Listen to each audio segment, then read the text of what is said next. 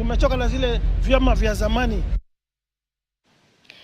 And on to matters gender-based violence. This particular issue remains a significant and widespread issue among university students, with recent studies in the country revealing that nearly 90% of young adults in higher education have witnessed the menace and 39% have personally experienced it.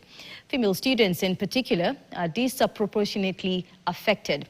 And as Marion Barasa reports, online defamation and cyberbullying are now the most rampant forms of gender-based violence, pushing many students to the edge.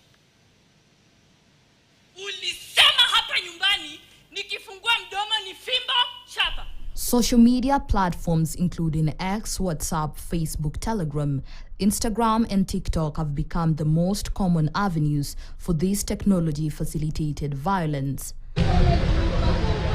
Silva, a first-year student at Kibabii University, says that immediately after completing high school in 2021, she met a man she believed was the answer to her dreams, only for the man she loved to turn against her. Our relationship was open to a point. I was giving the guy my phone, he was going through it, but that was not enough.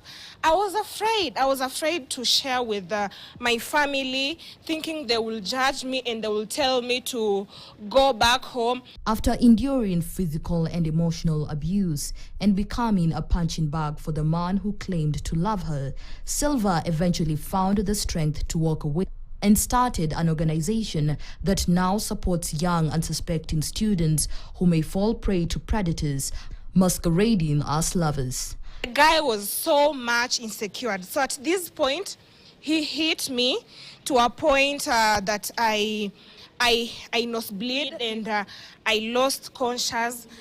That was my turning point, and I said I am never going to sit in that relationship. So we had an open conversation with the guy, and we ended up on our separate ways. Male students are often identified as the primary perpetrators of gender-based violence against female students alongside male teaching staff.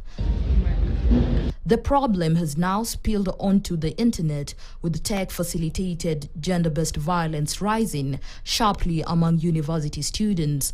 Online defamation, cyberbullying, online harassment, non-consensual pornography, hacking and online impersonation and underreporting has been cited as the driving factor for gender-based violence. We must also realize that underreporting remains high due to stigma and weak reporting mechanisms. Many organizations lack survivor-centered policies and GBV frameworks. Gender-based violence carries severe consequences: deep psychological, social, and economic harm, mental health challenges such as depression, academic disengagement, and in extreme cases, suicidal thoughts. Most victims tend to seek informal help from friends or family rather than formal channels such as university administrations or the police. Marion Barasa, KTN. Well, 3 out of 4 Kenyans are under 35, yet youth unemployment